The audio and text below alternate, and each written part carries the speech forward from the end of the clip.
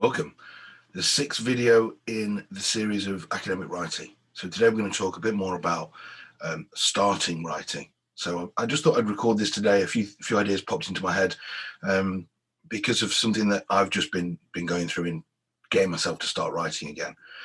So there's been a bit of a lag on these sort of videos on the website, largely because I was finishing a book, promoting the book, producing the book, and a variety of different things, which you can have a look at on the bookstore of the website. Have a quick look there. It makes a bit more sense when you understand the process I've gone through to produce the book. So I'm just starting to kind of build myself back up into focusing on doing videos. A couple of interviews lined up and going to do this today. The reason why I didn't do them is because I went into a kind of a phase of what I might call, probably not something that is a term that is mine, but deep reading, where I had to kind of switch off to most other things. You know, the website is a nice thing to do, but it doesn't pay any bills. And I had to focus on teaching. And the big thing that I wanted to really get done alongside that was some deep reading. So I've had my head in the books and I haven't been able to think about speaking to people or organizing things and all that sort of stuff. And I like that phrase of deep reading because it captures something that I'm trying to achieve here, which is go into an area of research which is somewhat new for me, an area of social theory which is somewhat new for me, and try and grasp some new ideas, frame some new ideas. And for me, that takes a lot of kind of effort to think about. Okay, there's a whole set of new words I've got to learn.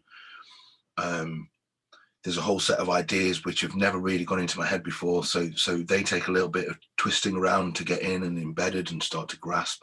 And especially because I'm thinking about, I'm basically theorizing for the next book, and it's around the emotions. And I actually read quite a lot about the emotions during my PhD, but that's over a decade ago that I was doing that. Over a decade ago, I was doing that reading. And I'm a very different person from that time, and my brain has very much shifted on. So I'm approaching it as a neophyte, really. Anyway, so what I've found myself doing is really enjoying reading. Now, I say in the book, actually, in the first book that sorry, let's just get this out of the way. This book. So when I'm talking about the book, this is what I'm talking about. When I'm saying that I don't really like reading. And it's strange because then I tell you that I've been reading for 2 months solidly and loved every minute of it. And I'm trying to kind of figure that out. What do I mean by that? I don't like the act of reading. I simply don't like the act of reading. But I love the act of learning. And the best way to learn, especially in the topic that I'm at the minute and where I've got to try and develop my ideas, is not by going and doing, which is what I like to do, doing research, but it's by reading around it and reading some theory. So I found myself engrossed in books like this one from Johan Kemper, and this one, which was a real struggle for me, but has been really, really useful, thinking about emotions and social structure. Whatever, it doesn't really matter. The point is, it set me up to start thinking about writing again. And I started to think, am I putting writing off here? And my job is to write this book. My job is to write papers at work. Yes, I've got to teach and all the rest of it, but that's the main thing that I'm kind of quote unquote measured on. Well, no, it's actually not. It's money, bringing money in, but whatever. We ignore that bit. So am I putting this off? Am I putting off the central part of my job, or am I doing what I'm supposed to be doing, which is reading, thinking, developing ideas? So I've been battling that a little bit, and I've been thinking about, should I be writing? And today I've started writing. So I thought I'd just kind of get a few thoughts down as to where that's been useful for me as someone who's relatively good at writing, who writes for a living, versus someone who doesn't like writing, hates writing, isn't good at writing, and has to write for a degree. So most of my undergraduate students. So most of them aren't great at writing, right? In any kind of definitional sense. If they were, they probably wouldn't be studying with us at university. So one of our jobs is to make them great at writing. Most of them don't like writing. I teach mainly on sports degrees. They like sports. They're like me. They like to do stuff. So what I do with them is try and get them writing as soon as possible. I almost force them to start writing because it's how they're assessed. One thing that really frustrates me at work is that I spend a lot of time teaching students, and I know that they understand the topic, and I know that they can think well, and they can't translate it into something that I can assess them on. I assess mainly essays. So as I said in one of the previous videos, once you accept that academic writing isn't academic writing, it's the translation of academic thinking, and then we start to kind of understand what we're getting towards here. That yes, it's a skill. Yes, we've got to learn it. Yes, we don't even necessarily like doing it. We've got to get good at it, but it's based on the reading. So, number one, this is where I think that we start off. If you're somebody new to this, if you're an undergrad student or a master's student or a PhD student who knows they need to up their writing game, the first thing is that you have to write straight away, even if you know that work, or you can have a good guess at that work, won't go into your assessment, your final year report, whatever, your thesis, because you have to get the reps in. You have to quickly practice the skill of writing. And if you don't do that, what will happen is you'll practice it while you're writing an assessment, and then you'll be assessed on your practice writing. And what you've really got to do is get that out of the way. So you have to get in the habit of writing 500 words a day, and go back to one of the previous videos where I talked about writing being rubbish. Expect your writing to be rubbish. I still expect my writing to be rubbish. When I write today, what I've written already will be rubbish. And I've accepted that, but I've got some done. And I can refine it and I can develop it. And it's getting me back into that habit of writing again. So when you're first starting writing, if you want to get better at academic writing, it seems like a simple thing to say, but start writing.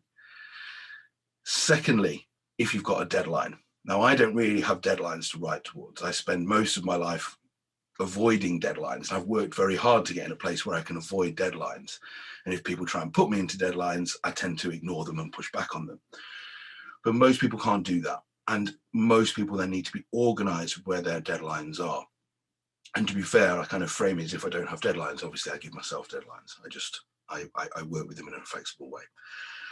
But if you've got a deadline, which is all our students, you have to get writing straight away, because you have to build up to this deadline date.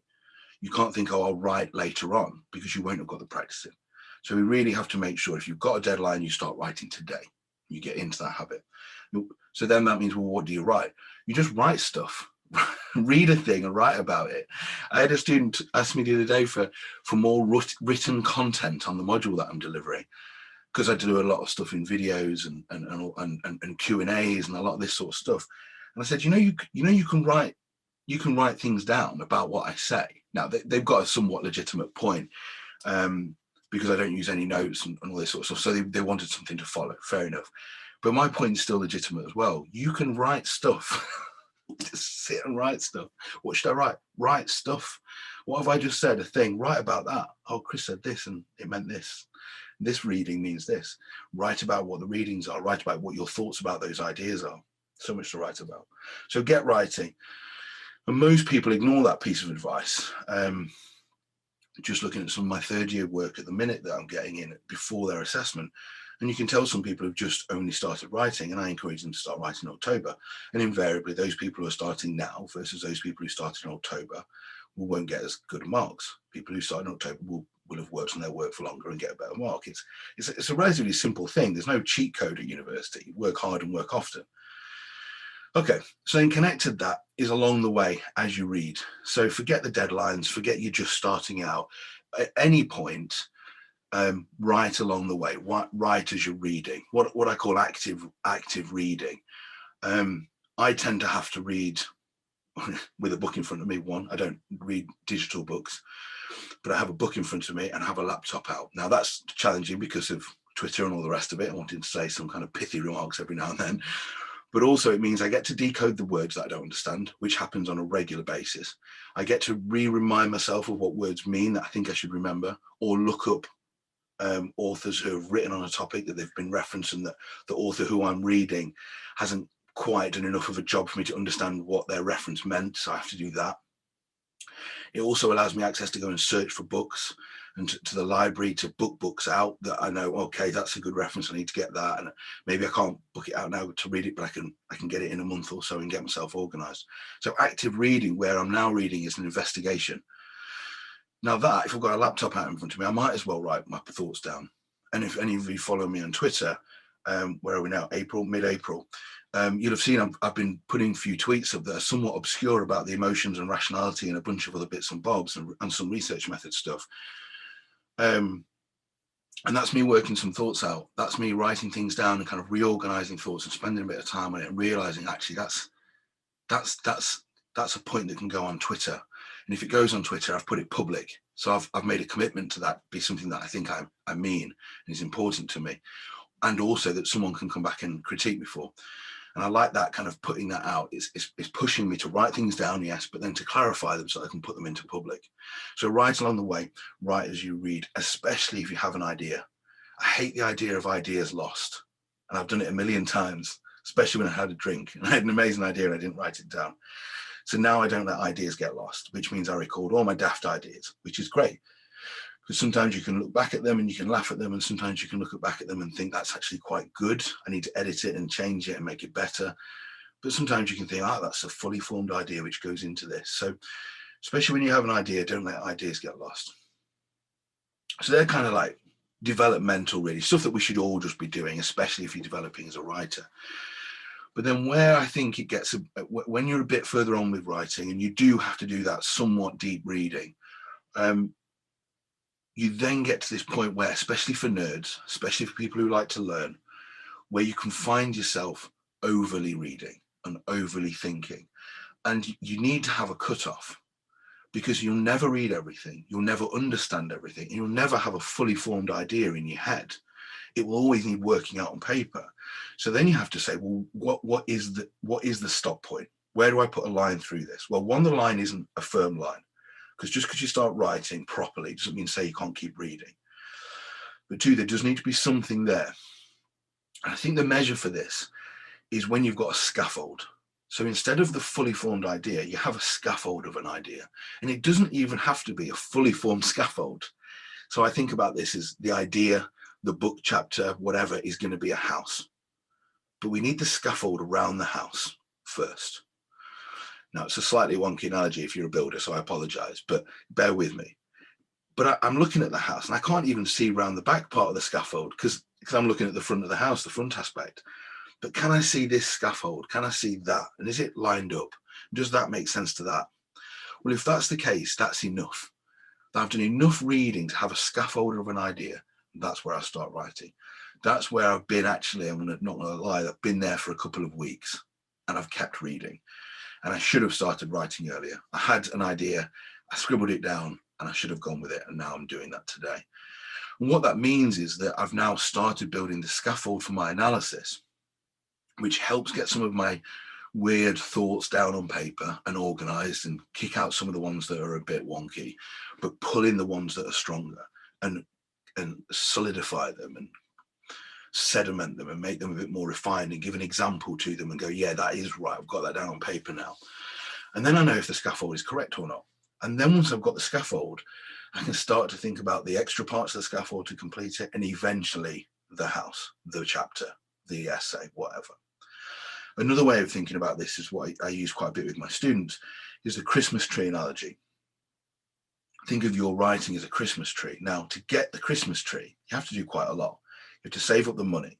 You have to, for me, living in Beeston, we walk into town and get it. So I walk into town. It's not a long walk, but it's still a walk into town, which I've got to do.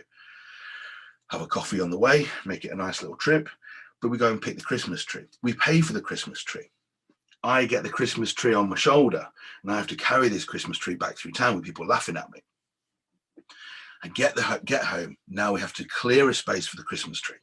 I have to get the Christmas tree inside the house without breaking everything, which is very difficult for me because I'm a bit clumsy. But I get it in. Jenny, my partner, has got the base and she's put that in. She's filled it with water and we get this Christmas tree. We cut the plastic off. We've got a Christmas tree. Great.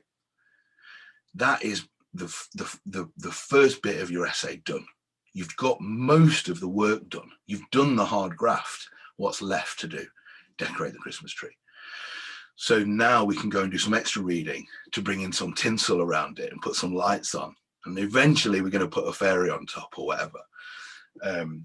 The point is, going back to the scaffold idea, getting something done so that you can start to see this body of the essay, the basis of it, getting the Christmas tree in the house, get it done. Get it to the point where if someone comes around, they go, oh, you've got a Christmas tree. Yeah, we've not decorated it yet, but it will be done tomorrow. And what that means is that you've got this basis, you're solid, and from there you can decorate, you can develop it, you can add the bits and bobs. Then the final one, if you're a proper nerd like me and you've got into books and you could just sit and just read them forever without ever writing anything, then you have to force yourself to write when you know you've been putting writing off, right? I knew 2 weeks ago I was putting writing off. It's taken me 2 weeks to figure it out and own it, but I've owned it now and I'm now writing. So if you're that sort of person, and most of our undergrads aren't that person, most of the undergrads are the first people that I talked about. A lot of master students are still a bit like that. PhD students fall usually into the latter category, where they get infatuated with reading, and that's great. It's a really important skill, and love the learning, and that's great. And want to figure out the next idea, and you have to stop that because you're not paid to sit and read. Unfortunately, it's a key part of it, but you have to be able to translate it into writing. As I talk about in the book, it's about getting a job done, about doing something with our reading, writing, thinking, and science. It's not about just sitting and reading all the time. Even philosophers write, right? Even people who literally have to think for a living write. So if you're that person, if you fall into that one, the previous versions of the previous ideas don't really fit, but you're that person who does love reading, you have to be disciplined. You have to recognize that that's not acceptable just to read all the time. To stop, force yourself, and you might have to be really push yourself to do that and have a writing day and commit to it. Okay, hope that's useful. Hope some people get something out of that. I've got a few more ideas about these and a few more interviews coming, and I'm going to get back on to writing the second volume of this book. Okay, any questions, drop me a note. Any comments, throw them at me. And anyone wants anything, a video done about a specific part of writing, academia, doing science, just let me know. Okay, cheers.